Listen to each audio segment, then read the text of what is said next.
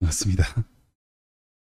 벌써 우리가 5주 차로 계속해서 요한복음 11장을 함께 살펴보고 있습니다. 드디어 오늘 요한복음 11장을 마치겠습니다. 요한복음 11장의 핵심 주제는 과연 무엇일까요? 핵심 주제. 오, 맞았습니다. 하나님의 영광과 믿음입니다. 믿음. 즉 나사로가 죽음에서 다시 살아나는 이 놀라운 사건의 목적은 바로 하나님의 영광을 드러내는 것이고 그로 인해 사람들이 예수님을 믿는 것입니다. 그 영광이 무엇일까요? 우리가 요한복음을 쭉 살펴보면서 알게 된 것은 그 영광은 십자가입니다. 예수 그리스도 십자가. 그 십자가에서 하나님의 그 영광스러운 속성과 성품이 완벽하게 드러나는 것이거든요. 그래서 십자가가 바로 하나님의 영광입니다. 그 십자가를 믿는 것이죠. 자, 40절 말씀을 함께 읽겠습니다. 40절 말씀. 하나, 둘, 셋. 예수께서 이르시되 내 말이 내게 믿으면 하나님의 영광을 보리라 하시 아니하시냐 하시니. 아멘. 여러분, 이 순서가 매우 중요합니다. 내가 영광을 보았기 때문에 믿는 것이 아니죠. 어떻게 되었습니까? 믿으면 하나님의 영광을 보는 것입니다. 믿으면. 그러나 많은 사람이 이 순서를 거꾸로 생각합니다. 내가 영광을 봐야지, 기적을 봐야지, 능력의 역사를 보아야지만 내가 믿겠다고 그렇게 생각하는 사람들이 꽤 많습니다. 근데 그것이 잘못된 것이죠. 자, 오늘 본문은 이 순서가 얼마나 잘못된 것인지 우리에게 보여주고 있는데요. 기적을 보고 믿는 믿음은 여러분 꼭 기억하시기 바랍니다. 대부분 가시적입니다. 피상적이고요. 일시적입니다. 구원에 이르는 참 믿음은 어떻게 생길까요, 그럼? 기적을 보고 믿음이 생기지 않는다면 어떻게 믿음이 우리 안에 심어질까요? 그것은 예수 그리스도의 말씀을 들으면서 나는 것입니다. 오직 복음을 통해서 믿음이 생긴다는 것이죠. 그래서 40절에서 예수님이 내 말이 내가 믿으면 이렇게 말씀하시는 거예요. 그렇습니다. 복음에는 생명력이 있습니다. 생명력. 예수님이 요한복음 5장 25절에서 죽은 자들이 아들의 음성을 듣는 자는 살아나리라 라고 약속하셨어요. 얼마나 기가 막힌 약속입니까? 아들의 음성을 듣는 자들, 복음을 듣는 자들은 반드시 죽음에서 살아날 거라고 우리에게 약속하고 있는데, 이 말은 복음에는 죄로 죽은 우리 같은 죄인들을 다시 살아내는 생명력이 있다는 것입니다. 생명력. 바울은 이 어마어마한 사실을 로마서 1장 16절에서 이렇게 표현합니다. 이 복음은 모든 믿는 자에게 구원을 주시는 하나님의 능력이 됨이라. 아멘입니다. 네, 구원에는 뭐가 있습니까? 구원을 일으키는 하나님의 창조의 능력이 있어요. 죄로 인해 하나님의 형상이 상상 조각이 났습니다. 박살 났습니다. 그러나 복음을 통하여 다시 그 형상이 우리 안에 재창조된다는 것입니다. 어떻게 해요? 복음으로.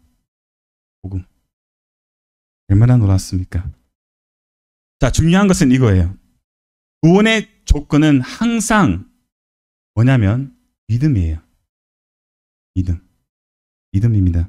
문제는 허물과 죄로 죽은 죄인이 자기 스스로 예수님을 절대로 믿을 수가 없다는 겁니다. 이것이 문제입니다. 자기 의지로, 판단으로, 결단으로 믿을 수가 없거든요.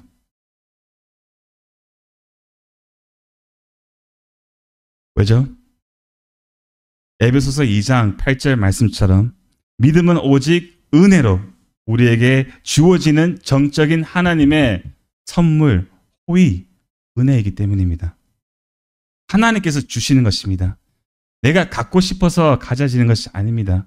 믿고 싶어서 믿어지는 것이 아닙니다. 하나님께서 그 믿음을 주셔야 합니다. 우리가 요한복음을 공부하는 가운데 이 사실을 더 깊이 깨닫게 되지 않았습니까? 자, 한번 들어주십시오. 베다니라는 마을의 이름의 뜻은 뭐냐면 비참한 자들의 집이란 뜻이에요. 비참한 자들의 집, 베다니가. 그 이유는 이 마을은 죽을 병을 가진 자들, 가난한 자들, 사회에서 소외되고 따돌림 받고 무시당하는 자들이 모여 사는 지정된 곳이었어요. 그래서 비참한 집이었습니다. 나병 환자 시몬이 이 베다니 출신이었죠. 우리가 다 알고 있잖아요. 그래서 베다니는 죄로 죽고 있는 모든 인간의 상태와 그렇죠, 처지를 상징하는 거예요. 베다니는 자기밖에 모르고 단지 이 땅에서 더 갖고 더 누리고 더 잘난 척을 하기 위해 열심히 사다가 죽고 지옥으로 떨어지는 비참하고 불행한 모든 인생들을 보여주는 것이 뭐다고요? 베다니입니다. 베다니예요. 자, 베다니에 누가 살았습니까? 마르다와 마리아가 살았죠. 그렇죠. 마르다와 마리아의 상태가 베다니입니다. 이 두 자매는 예수님은 단지 기적을 베푸시고 약한 자를 도우시는 하나님께로부터 보냄을 받으신 선지자 아니면 성생 정도로 생각했습니다. 그래서 나사로가 죽은 지 이미 4일이 된 후에 예수님이 베다니의 입구에 도착했었을 때 누가 먼저 주님께로 뛰어갑니까? 마르다가 뛰어가죠. 그리고 마르다가 예수님을 만나는 순간 하는 말이 무엇이었습니까? 21절 말씀 함께 보겠습니다.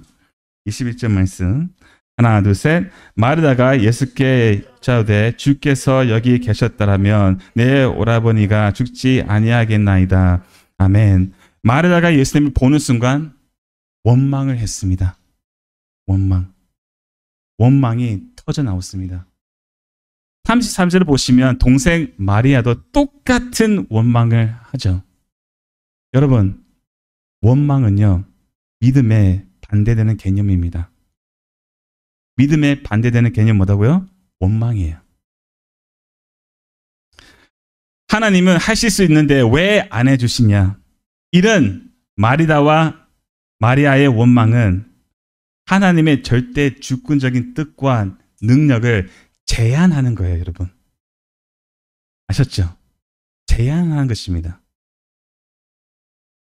그럼 믿음은 뭐냐? 믿음은 하나님께서 내 기도를 응답하시지 않으셔도, 내 상황과 문제에 개입하시지 않으셔도, 내가 원하는 대로 되지 않아도 그분의 섭리를 바라보는 겁니다. 이것이 믿음이에요. 하나님의 섭리를 바라보는 자, 자신을 그 섭리에 맡긴 자는 원망할 필요가 없거든요. 그분의 시간 따라, 방식 따라 모든 것을 합력하여 선을 이루신 것을 믿기 때문이죠. 이런 믿음을 소유한 성도는 욥처럼 주신 이도 여호와시요 거두르신 이도 여호와시오니 있어도 없어도 괜찮다는 겁니다. 있어도 없어도. 이것이 여러분 진정한 만상형통입니다. 있어도 없어도 그리스도 안에서 만족할 수 있는, 충분할 수 있는, 자족할 수 있는 것이 진정한 만상형통입니다. 자, 중요한 것은 이거예요. 원망투성이고 절망에 빠져버린 마르다가 언제 예수님을 믿게 되었을까요? 예수님의 말씀을 들으면서 믿게 되었다는 것을 제가 지금 말씀드리고 싶은 것입니다. 25절부터 27절 말씀 함께 보겠습니다. 25절부터 20절 말씀. 하나, 둘, 셋. 예수께서 이르시되 나는 부활이요 생명이니 나를 믿는 자는 죽어도 살겠고 무릇 살아서 나를 믿는 자는 영원히 죽지 아니하리니 이것을 내게 믿느냐. 이르되 주여 그리하오다. 주는 그리스도시요 세상에 오시는 하나님의 아들이신 줄 내가 믿나이다. 맨. 여러분, 얼마나 기쁜 소식입니까? 얼마나 어마어마한 약속입니까? 이 부활의 약속을 믿으십니까? 아멘이죠. 존재의 원칙은 뭐냐면 다 썩어지고 부패하고 사라지는 것입니다. 이 땅에는요, 영원한 것은 존재하지 않아요. 우리의 외모만 봐도 계속 늙어가고 있잖아요. 저의 몸만 봐도 계속 약해지고 있고요. 뚱뚱해지고 있고요. 네, 세계의 역사만 봐도 아무리 강대국이라고 해도 나라는 다 망합니다. 이 땅에는 영원한 나라가 없습니다. 그래서 존재의 원칙입니다. 하지만 여러분, 우리는 죽어도 죽지 않는, 제가 방금 말했는데도 학살이 나는 거예요. 죽어도 죽지 않아요. 죽어도 죽지 않습니다. 죽어도 죽지 않는 영원한 부활의 생명이 여러분과 내 안에 있습니다. 세상 사람들은 사망의 세력에 매여 한평생 죽음 앞에 벌벌 떨고 삽니다. 죽음의 종 노릇하고 살죠. 하지만 성도는요, 죽음 앞에 당당합니다. 죽음을 기쁨으로 맞이하죠. 왜 그럴까요? 우리는 부활의 생명을 믿기 때문입니다. 죽어도 죽지 않는 것을 믿기 때문이죠. 마르다는 예수님의 말씀을 듣고 드디어 예수님은 그리스도이시여 세상에 오신 하나님의 아들이심을 믿게 되었습니다. 중요한 것은 이겁니다. 마르다와 마리아가 나사로가 죽음에서 다시 살아나는 것을 보고 믿게 된 것은 아닙니다. 전이잖아요. 그렇죠. 기적을 보고 믿어지신 것이 아니라 예수님의 말씀을 들으면서 마르다와 마리아의 마음 안에 믿음이 생겨졌다는 것입니다. 자, 오늘 본문은 이것을 우리에게 보여주고 있다는 것이죠. 자, 그러면 바로 이제 본문 보겠습니다. 45절 말씀 함께 읽겠습니다. 하나, 둘, 셋. 마리아에게서 와서 주께서 하신 일을 본 많은 유대인이 그를 믿으니라. 아멘. 창조주 하나님이시며 생명의 주인이신 예수님께서 큰 소리로 나사로야 나오라 부르셨을 때 그 순간 죽은 나사로가 다시 살아나서 무덤에서 걸어 나왔어요. 엄청난 사건입니다, 여러분. 죽은 자가 다시 살아났습니다. 말씀의 생명력과 창조의 능력을 보여주고 있는 것이죠. 예수 그리스도의 말씀 선포에는 뭐가 있다고요? 생명력이 있고 능력이 있는 것입니다. 재창조의 능력. 그렇죠. 그 말씀으로 인해 나사로가 살아난 것입니다. 살아난 것이죠. 이 놀라운 기적을 목격한 많은 유대인들이 예수님을 믿었다고 합니다. 믿었다고 합니다. 자, 여러분, 과연 그들이 믿었을까요? 요한복음에서는요, 끊임없이 사람들이 예수님의 기적을 보고 믿었다라고 말합니다. 믿었다. 자, 말씀 하나 보겠습니다. 요한복음 2장으로 가보겠습니다. 잠깐, 요한복음 2장.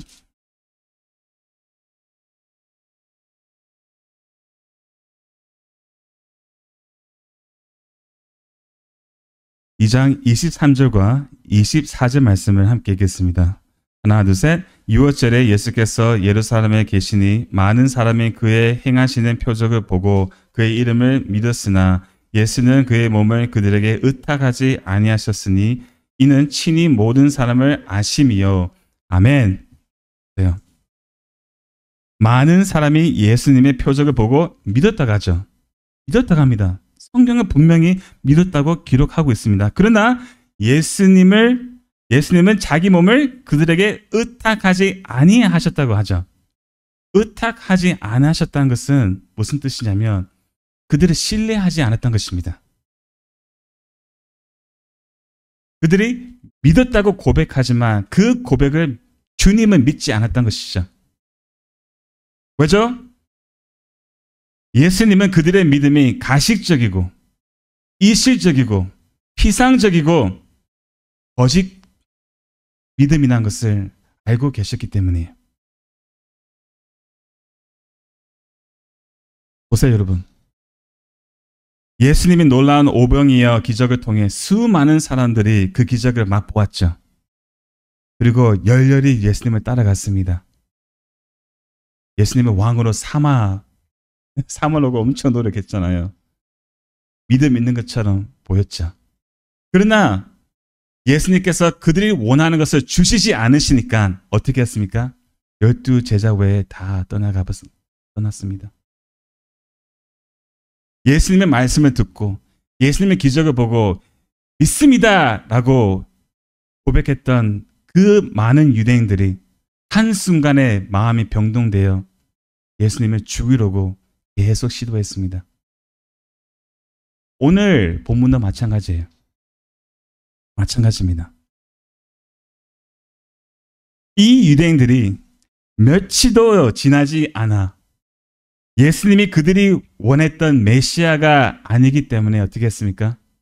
예수님이 재판을 받으셨을 때 이 같은 무리가 온 힘을 다하여 외쳤던 것은 십자가에 못 박아라 했습니다.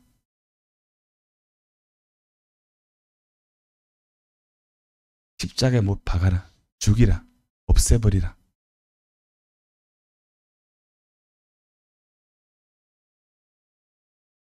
사도 요한이 사람들이 믿었다는 말을 일부러 기록한 것은 뭐냐? 기적을 보고 찬 믿음이 생기지 않다는 것을 보여주는 겁니다. 우리한테. 이해하셨죠? 기적을 통해서는 믿음이 생기지 않는다는 것을 보여주고 있다는 것이죠. 사람이 다시 태어나지 않고는 거듭나지 않고는 새로운 피조물로 재창조받지 않고는요. 절대로 예수님을 믿을 수 없습니다. 절대로. 내가 믿어서 거듭나는 것이 아니라 내가 거듭났기 때문에 믿는 것입니다, 여러분. 어떻게 죽은 시체가 아무리 복음을 들어도 반응할 수 있겠습니까? 죽은 시체잖아요. 반응할 수가 없는 것입니다, 여러분. 먼저 살아나야 됩니다. 살아나야 됩니다. 오직 그리스도의 생명이 우리 안에 들어올 때 그때야 비로소 우리 안에 믿음이 생긴다는 것입니다. 네. 그런데도 사람들은 그런 기적을 쫓아가죠. 쫓아갑니다. 저도 한동안 그랬어요. 저도 그런 은사주에 빠져가지고 그런 신비 체험도 좋아하고 그런 적도 있었습니다. 저도. 사람 쫓아갑니다. 은사와 능력이 일어나는 것을 자기 눈으로 똑똑히 보기를 원해요. 경험하기 원합니다. 이런 사람들은 복음에 대해서는 전혀 관심 없습니다. 복음이 필요 없어요. 필요 없습니다. 단지 자기 중심적인 그 마음에 꼼꼼히 사로잡혀서 그는 기적을 통해 자기가 처한 그 현재 상황에서 벗어나고 싶은 희망입니다. 이해하셨죠? 그래서 이 교회는 가면 방언이 터진다. 병이 고쳐진다. 귀신을 쫓아낸다.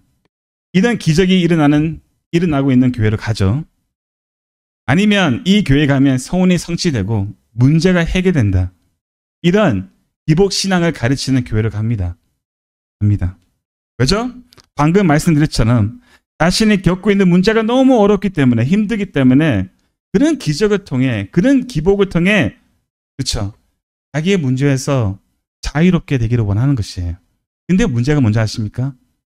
이런 심리를 누가 잘 알까요? 목사들이에요. 그것이 문제예요. 이런 심리를 정확하게 알고 자기 유지로 이용하는 사람들이 누구다고요?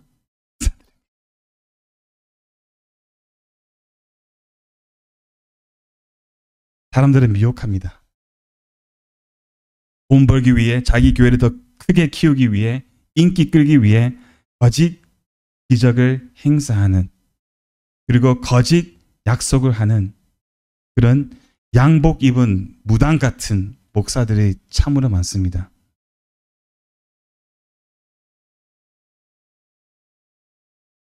마치 자신을 통해 하나님의 능력이 상품같이 발생하는 것처럼, 하나님의 능력이 발생하는 것처럼 그렇게 행동하는 목사들이 있어요. 여러분들도 많이 보셨을 것입니다. 그래서 그들의 특징은 뭐죠? 나에게 와서 안수 받으면 뭡니까? 기적이 일어나는 거예요. 안수 받으면. 나에게 안수 받으면 자식도 잘 되고, 사업도 번창하고, 병도 고치시고, 이렇게 자기 스스로 주장합니다. 근데 사람들은 갑니다. 왜 갈까요? 물론 믿음 없는 것도 있지만 자기가 힘들기 때문에 가는 거예요.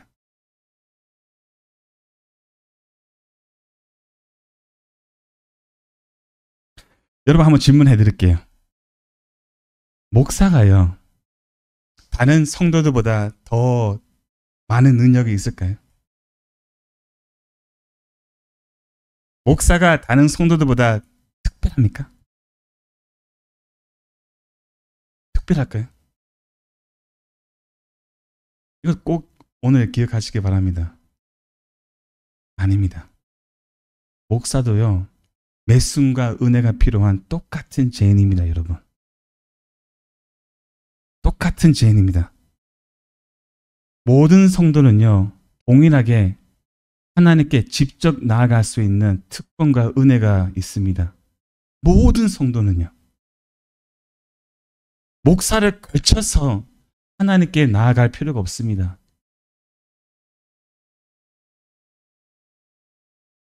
나아갈 필요가 없습니다. 하나님께 우리는 직접 나아갈 수 있습니다. 기도할 수가 있습니다.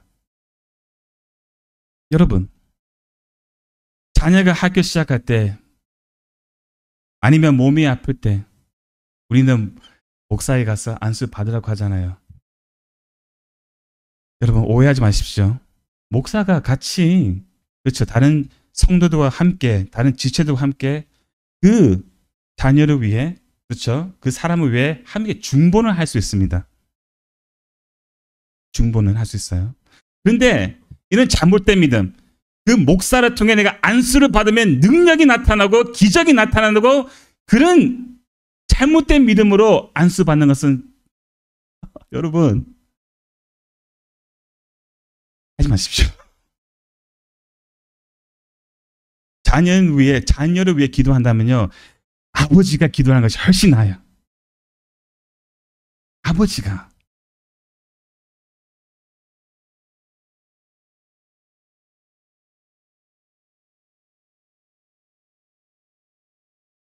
사실은요, 목사를 양복 입은 무당으로 만드는 것은 교인들에게도 큰 책임이 있어요. 노물 목사에게 힘을 줍니다. 마치 목사를 신성화하는 것처럼. 아닙니다, 여러분. 이 목사 자리가 가장 낮은 자리입니다. 예수님께서 말씀하시잖아요. 모든 사람의 종이 되는 자리가 이 목사 자리예요. 아무것도 아닙니다, 여러분.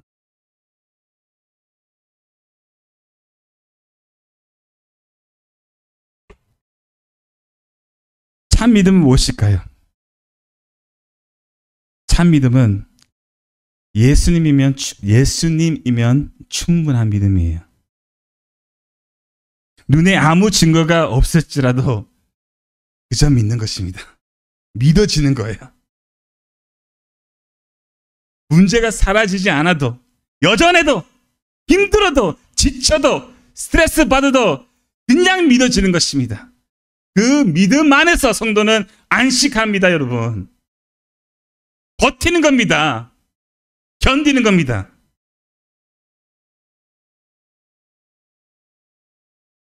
다시 46절 말씀 함께 읽겠습니다. 다시 본문을 가서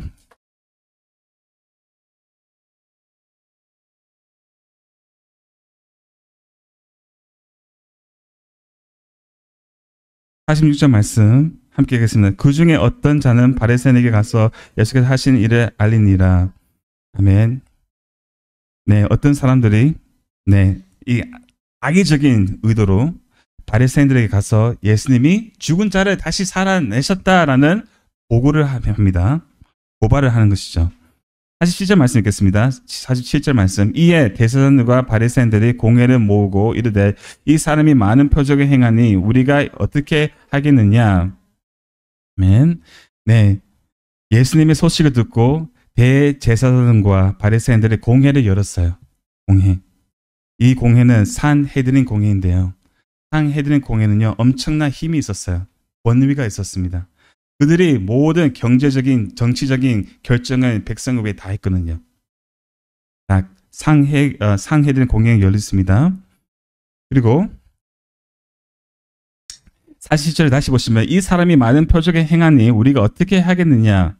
이 말을 원어에 더 가까이 표현해 드리자면 이 사람이 이때까지 많은 표적을 해왔는데 우리는 이 사람을 처리하지 않고 뭐하고 있었느냐, 이런 뜻이에요. 왜 이때까지 우리를 잡아 죽이지 않았느냐, 이렇게 말하고 있습니다. 48절 말씀. 만일 그를 이대로 두면 모든 사람이 그를 믿을 것이요 그리고 로마인들이 와서 우리 땅과 민족을 빼앗아 가리리라 하니. 아멘. 사람들이 점점 계속 예수님께로 몰리고 쏠리니까 이 종교 지도자들이 더 심히 불안해집니다. 그렇죠. 염려와 두려움에 사로잡히는 것이죠. 자기 인기를 잃을까봐 그런 거예요, 여러분. 왠지 아시죠? 이 당시에 이 종교 지도자들은요, 엄청난 존경과 인정을 받았거든요. 대단한 사람처럼 취급받았어요. 이들은 사람들 앞에서 굉장히 경건하고 거룩한 척을 했습니다. 사람들에게 보여주는 데에 신경을 아주 많이 썼거든요. 그래서 사람들이 보이는 데에서 크게 기도하고 사람들이 보이는 곳에서 뭐 했습니까? 헌금도 내고 이렇게 사람들 앞에서 자신을 드러냈습니다. 예수님은 바리새인들을 어떻게 평가했습니까? 외식하는 자들, 이렇게 평가했습니다. 마음과 겉이 다르는, 속과 겉이 다르는 외식하는 자들, 위선한 자들, 이렇게 평가하셨죠. 그들은 회칠한 무덤이었습니다. 겉으로는 화려하고 거룩하고 경건하고 선하게 보였지만 안에는 죽은 뼈와 같이 온갖 더럽고 악한 죄악들로 가득 차 있었습니다. 자, 우리가 그들의 외식을 볼 텐데요. 먼저 우리가 잠깐 생각할 것은 이거예요. 종교 지도자들의 대화 가운데 뭐가 없습니까? 이거 맞추시면 제가 쿠키 하나 드릴게요. 돈은 없습니다. 쿠키 하나 드릴게요. 대화 가운데 뭐가 없습니까? 하나님이에요. 하나님이 계시지 않습니다. 하나님이 계시지 않습니다. 이 문제 앞에서 하나님이 어떻게 생각하시는지, 율법이 어떻게 말하고 있는지 전혀 관심이 없습니다. 이들은. 그들은 예수님을 빨리 잡아 죽이지 않으면 로마인들이 와서 유다 땅과 민족을 완전히 빼앗아 갈까봐 두려웠던 뿐입니다. 자, 그 안에 여러분, 뭐가 포함되어 있냐면요. 이거예요. 자신의 지위, 자신의 명예, 자신의 권력, 이것을 잃을까봐 두려운 거예요. 이들은.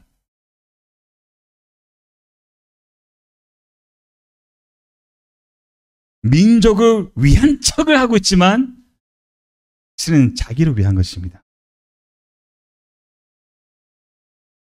그들이 차지권으로 백성을 통치하고 있는 그 권위가 빼앗아 갈까봐, 빼앗아질까봐 무서운 것이죠. 여러분, 지금 대제사장들과 바리새인들 하는 짓은 뭐냐면 정치를 하고 있는 겁니다.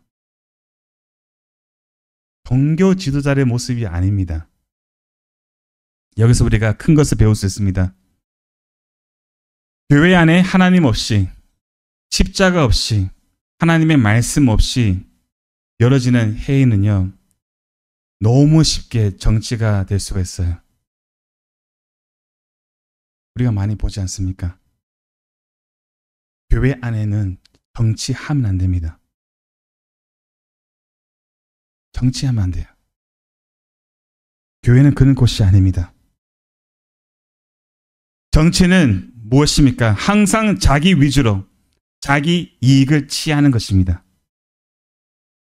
자기 이익대로 끌고 가는 거예요. 정치가. 그렇잖아요. 교회 안에서는 그렇게 하면 안 된다는 것이죠. 내가 원하는 대로 교회를 이끌고 가면 안 된다는 것입니다. 교회가 회의할 때 항상 하나님의 말씀이 중심이 되고 기준이 되어야 합니다. 말씀이 모든 것을 내 관점이 아니라 하나님의 관점에서 보아야 합니다. 그리고 하나님의 말씀에서 조금이라도 어긋나는 것이 있다면 그것을 주저없이 버려야 됩니다. 버려야 돼요. 아무리 좋은 것이라고 해도. 아닙니다, 여러분. 교회는 정치하는 곳이 아닙니다. 하나님 말씀이 통치하는 곳입니다.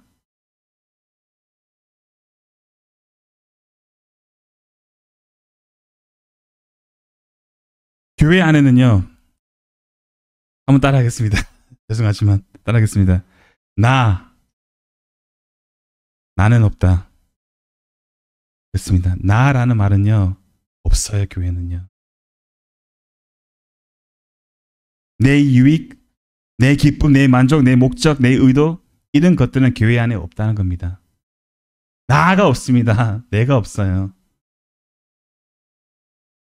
교회 안에는요, 우리입니다. 우리예요, 여러분. 왜죠? 우리가 그리스도의 한 몸이기 때문입니다. 한 공동체고요. 한 가족이기 때문입니다. 나는 없습니다. 우리입니다. 그래서 여러분, 옆에 있는 교회와 경쟁하는 것은요, 어처구니 없는 거예요. 그 교회는 내 교회예요. 이 온주교회는 그 교회입니다. 그리스도의 몸은 나눌 수가 없습니다. 우리는 한 몸입니다. 이것을 꼭 기억하시기 바랍니다. 네. 그리고 49절을 다시 보시면 그 중에 한 사람 그 해의 대제사장인 가야바가 그들에게 말하되 너희가 아무것도 알지 못하는도다. 아멘. 네. 너희가 아무것도 알지 못하는도다. 예수님을 죽일까 말까 그는 고민할 때가 아니다는 것이에요. 그리고 이 가야바가 예수님이 죽일 수 있는 하나의 명분을 내세웁니다. 50절 말씀 하겠습니다.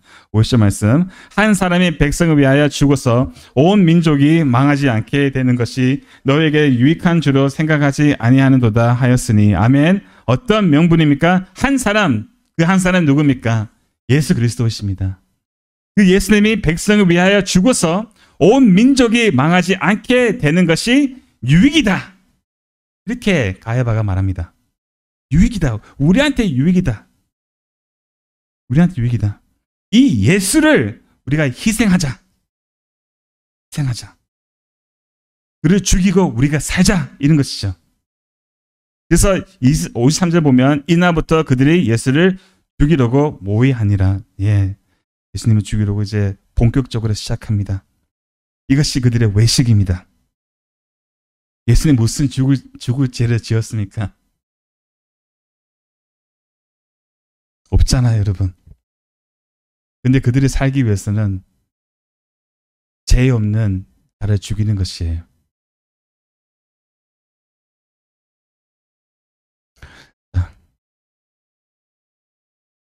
근데 놀라운 것이 있습니다.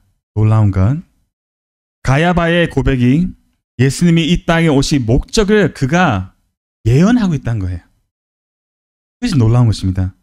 그렇잖아요. 그 한 사람, 예수님은 하나님의 택한 백성들이 멸망하지 않도록 십자가에서 백성들을 위하여 대신 죽으셨습니다. 대신 멸망하셨거든요. 그렇잖아요. 예수님은 죽기 위해 이 땅에 오셨거든요. 근데 이 가야바가 그 놀라운 복음을 예언하고 있다는 것이죠.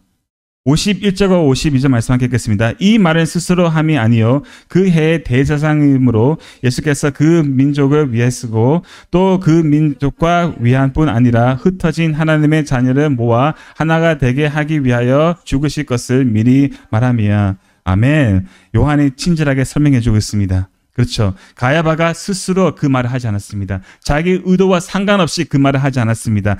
하나님께서 그것을 깨닫게 해주셨고 하나님께서 그것을 말하게 하셨습니다. 그렇죠.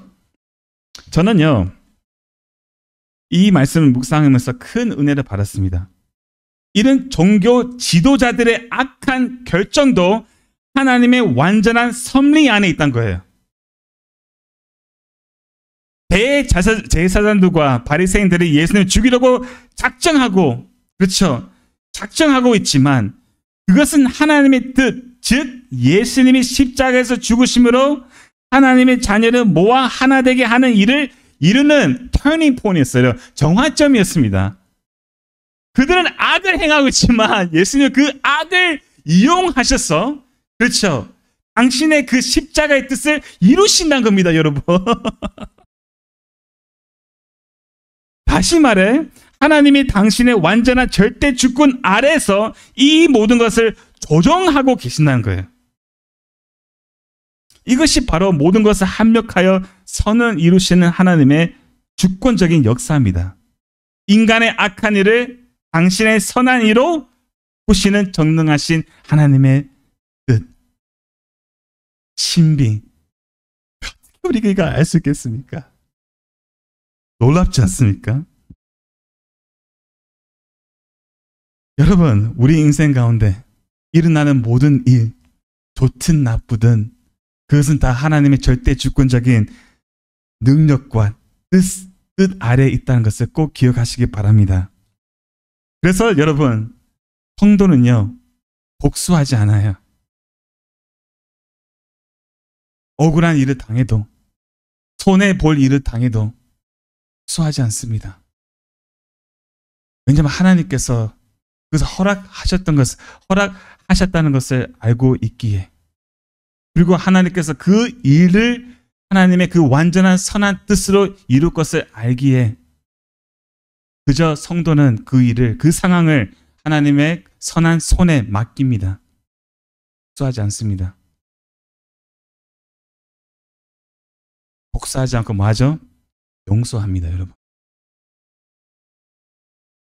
어렵지만 54절 말씀, 네, 이제 끝나겠습니다. 54절 말씀. 그러므로 예수께서 다시 유대인 가운데 드러나게 다니지 아니하시고 거기를 떠나 빈들 가까운 곳인 에브라임이라는 동네에 가서 제자들과 함께 거기 머무르시니라. 아멘.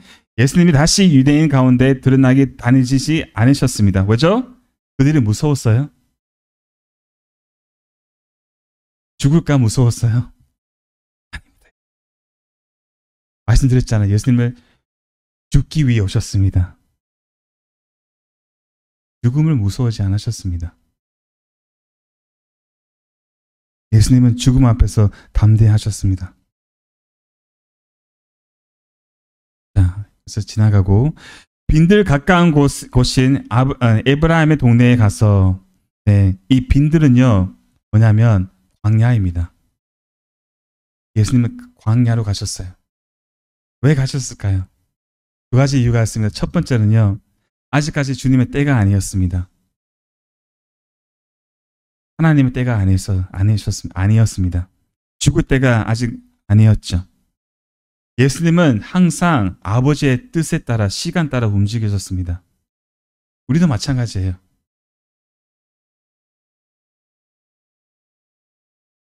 하나님의 때가 아니라면 내 스스로 움직이면 안 됩니다. 펼치면 안 됩니다. 내 마음대로 함부로 움직이면 안 된다는 것이죠. 여러분, 만약 여러분 하나님의 때를 기다리지 않고 내 뜻대로 내 시간대로 움직인다면요, 그것을 여전히 내가 주인이라는 사실을 증명하고 있습니다. 우리는 주어진 그 자리에서, 환경에서, 상황에서, 조건에서 가만히 주님을 기다리는 거예요. 그분이 가라면 가는 겁니다. 멈추라면 멈추는 겁니다. 자, 이것을 위해 뭐가 필요할까요, 여러분? 자기 부인이 필요합니다. 자기 부인. 나를 부인하지 않으면요, 우리는 내 생각 따라, 감정 따라, 내 의지 따라 움직이게 됩니다. 그래서 부인하는 것이죠. 죽이는 것이죠. 또한 광야는 준비하는 곳이에요. 그렇잖아요. 이스라엘이 가나안 땅으로 들어가기 전에 뭐 했습니까? 40년 동안 광야 생활했습니다. 그것은 그들의 옛 사람, 애굽의 그 옛 습관과 그 가치관을 벗어버리는 작업을 하는 시간이었어요. 우리도 마찬가지입니다. 우리도 지금 광야에 있습니다. 이 광야에서, 이 세상에서 어떤 일이 일어나고 있냐면 이 옛 사람을 벗어버리고 새 옷 예수 그리스도를 입는 그 연습을 하고 있는 것입니다. 우리가 훈련을 하고 있는 거예요. 다들 눈이 점점 내려가고 계시는데 원래 온지교회는요 1시간 설교합니다. 이해해 주세요. 네, 거의 1시간 합니다. 항상. 네, 55절 지나가고 보십시오, 여러분. 56절과 50절 보면 예수님은 율법을 온전하게 지키시기 위해 유월절 예배를 단 한 번도 빠지지 않으셨거든요. 그래서 혹시 예수님이 다시 유월절을 오실까라고 다들 기다리고 있었죠. 왜죠? 오시면 잡아서 죽이려고 했기 때문입니다. 말씀 마치겠습니다. 잠언 17장만 보고 마칠게요. 17장. 오늘 빨리 마치는 것입니다, 여러분. 잠언 17장. 이 말씀을 보고 마치겠습니다.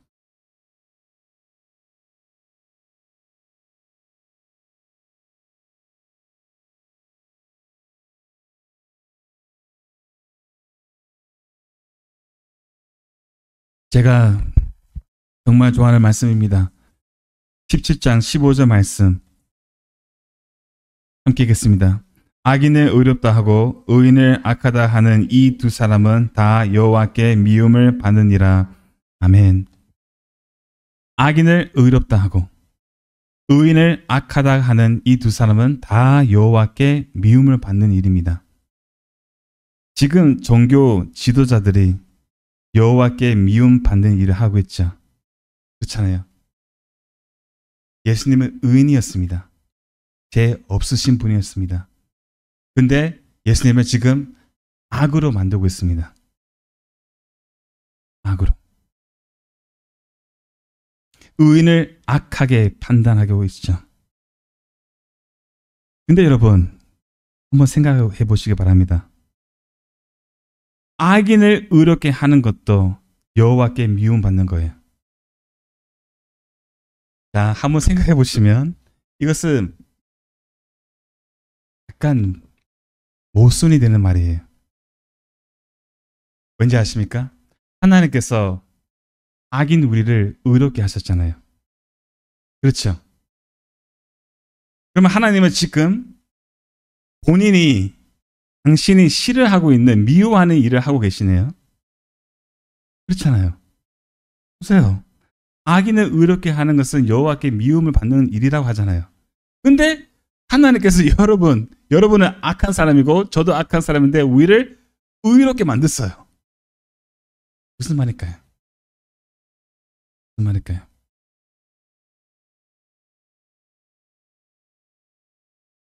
이겁니다, 여러분. 이 말씀에 영광스러운 예수 그리스도의 십자가 복음이 담겨 있어요. 우리는 악인입니다. 죄인들입니다. 마땅히 하나님의 심판을 받고 영원한 지옥으로 가야 합니다. 악인들입니다. 하지만 하나님께서 그 십자가에서 무엇을 하셨냐면 여러분과 저의 모든 악한 죄를 아들에게 전가하셨어요. 예수님의 기꺼이 우리의 더럽고 추악한 죄를 짊어지셨습니다. 십자가에서. 그리고 그 십자가에서 예수님이 악인이 되셨어요. 악인. 그리고 악인으로서 죄에 대한 그 하나님의 무시무시한 심판과 진노를 대신 다 받으셨습니다. 진노의 잔을 단 한 방울도 땅에 떨어지지 않도록 다 마시셨습니다. 그리고 그 십자가에서 놀라운 교환이 일어났는데 예수 그리스도의 그 완벽한 의로움을 하나님께서 우리에게 전가하셨어요. 그리고 하나님께서 우리 때문에 아니라 예수 그리스도의 의로움 때문에 우리를 어떻게 합니까? 의인으로 취급하신다는 겁니다. 하나님의 역설입니다, 여러분. 가야바 대제사장은 자기가 예수님을 악인으로 만들어서, 그렇죠, 자기의 유익을 취할 거라고 생각했지만 그러나 그의 악한 행동이 뭡니까? 우리를 살리는, 여러분, 우리를 살리는 통로가 되었어요. 이것을 우리에게 지금 말하고 있습니다. 오늘 본문이. 제가 잘 설명했는지 모르겠는데요. 네, 그렇습니다. 우리 온지교회가 그 한 사람, 여러분, 예수 그리스도, 그 한 사람 예수 그리스도 때문에 우리가 살아났던 것을 기억하기를 원합니다. 기억하는 교회가 되길 바라고요. 그 한 사람 예수 그리스도를 믿음으로 바라보며 나는 죽고 그분을 통해서 사는 교회가 되기를 원하고요. 무엇보다도 여러분과 제가 그 한 사람이 되기를 원합니다. 우리가 그 한 사람입니다. 교회 안에서 옆에 있는 지체를 위해 내 그 더러운 성격, 내 의견, 내 선호, 내 주장을 부인하는 겁니다. 죽이는 겁니다. 그것을 통해서 우리가 그 한 사람이 되는 것입니다. 그 한 사람이 되는 우리 온지교회가 되기를 소망합니다.